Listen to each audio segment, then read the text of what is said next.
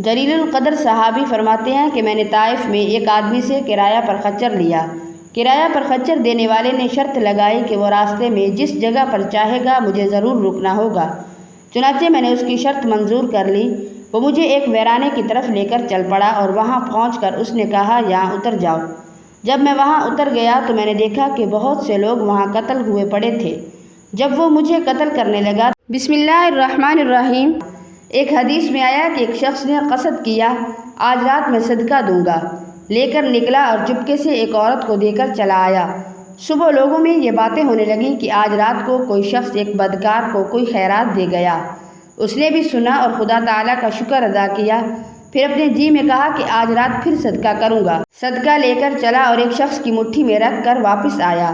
صبح کو سنتا ہے کہ لوگوں میں چرچا ہو رہا ہے کہ آج رات ایک مالدار کو کوئی صدقہ دے گیا۔ اس نے پھر خدا تعالیٰ کی حمد کی اور ارادہ کیا کہ آج رات کو تیسرا صدقہ دوں گا، اور صدقہ دے بھی آیا۔ دن کو معلوم ہوا کہ وہ چور تھا۔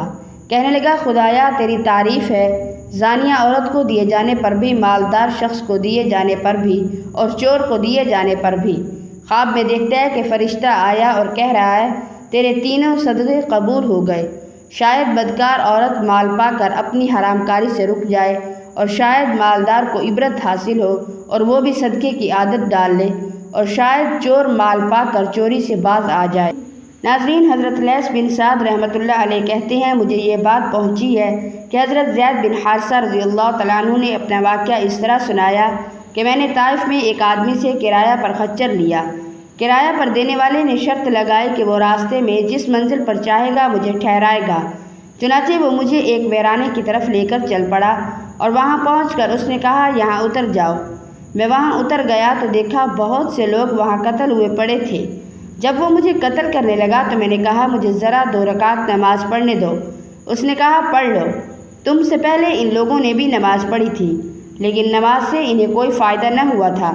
جب میں نماز پڑھ چکا تو وہ مجھے قتل کرنے کے لیے آگے بڑھا تو میں نے کہا یا ارحم الراحمین، تو اس نے ایک آواز سنی کہ اسے قتل نہ کرو۔ وہ ایک دم ڈر گیا اور اس آواز والے کو تلاش کرنے گیا تو اسے کوئی نہ ملا۔ وہ واپس آیا تو میں نے اونچی آواز سے کہا یا ارحم الراحمین۔ اس طرح 3 مرتبہ ہوا۔ پھر اچانک گھوڑے پر ایک سوار نمودار ہوا۔ اس کے ہاتھ میں لوہے کا ایک نیزہ تھا۔ اس نیزے کے سرے سے آگ کا شعلہ نکل رہا تھا۔ اس سوار نے اس کو اس زور سے نیزہ مارا کہ پار ہو کر کمر کی طرف نکل آیا اور وہ مر کر زمین پر گر گیا۔ پھر مجھ سے کہا جب تم نے پہلی دفعہ یا ارحم الراحمین کہہ کر پکارا تو میں اس وقت 7ویں آسمان پر تھا۔ جب تم نے دوبارہ پکارا تھا تو میں آسمان دنیا پر تھا۔ جب تم نے تیسری بار پکارا تو میں آپ کے پاس پہنچ گیا۔ مکہ مکرمہ میں ایک عبادت گزار حاجی صاحب رہتے تھے۔ وہ کہیں جا رہے تھے۔ راستہ میں ایک ریشمی تھیلی ملی جس میں ایک قیمتی ہار تھا۔ ہار بڑا قیمتی ہے، ہیرے جواہرات اس میں جڑے ہوئے ہیں۔ یہ تو بہت قیمتی ہے، اسے چھپا لینا چاہیے۔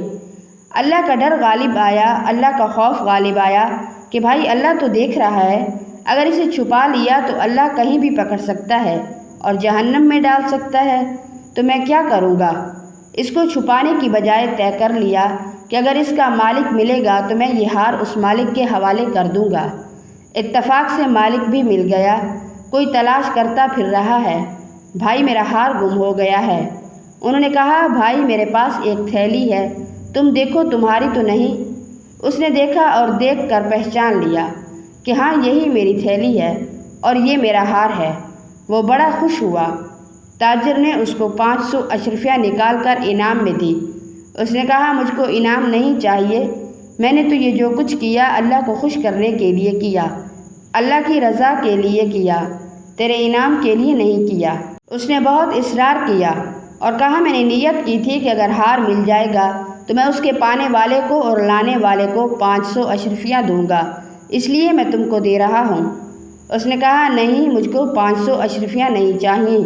بہرحال وہ وہاں سے چلا گیا اور اپنی بستی میں جا کر کہتا تھا کہ ایک ایسا نیک آدمی نوجوان مجھ کو ملا، ایسا لڑکا اگر مجھ کو اپنے ہاں مل جاتا تو میں اپنی بیٹی کی شادی کر دیتا، اور وہ اپنے ہاں کا بہت بڑا تاجر تھا۔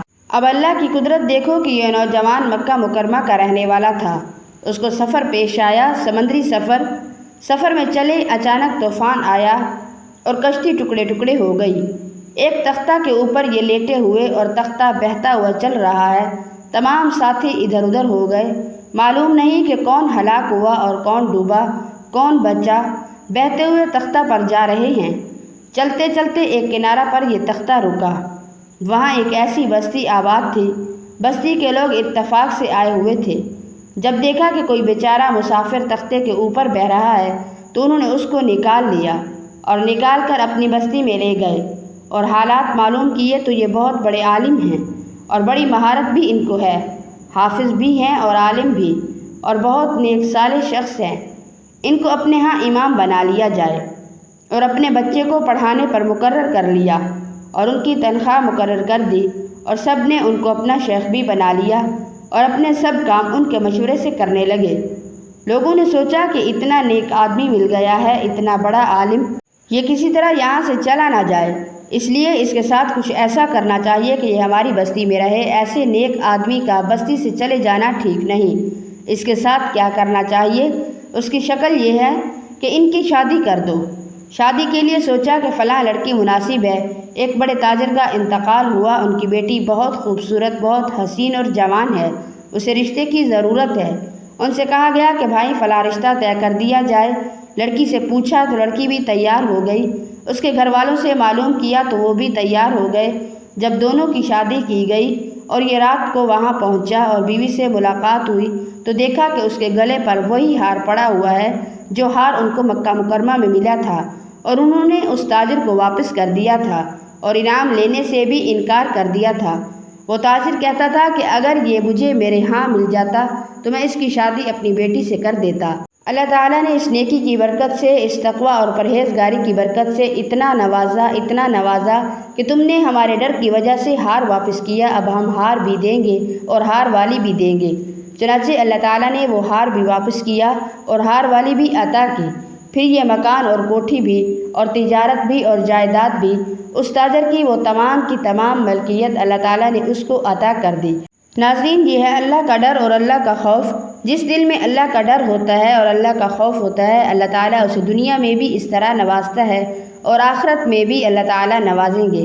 تو ناظرین، ہم یہاں دنیا میں رہتے ہوئے اصل یہ ہے کہ ہم اللہ کا ڈر اور خوف حاصل کریں، اس کی اطاعت و فرما برداری کریں اور نافرمانیوں سے پرہیز کریں، اور اس کے اوپر اللہ کی مدد آتی ہے۔ دعا ہے کہ اللہ تعالیٰ ہمیں نیک عمل کرنے کی توفیق عطا فرمائے اور ہمارا خاتمہ ایمان پر فرمائے، آمین ثم آمین۔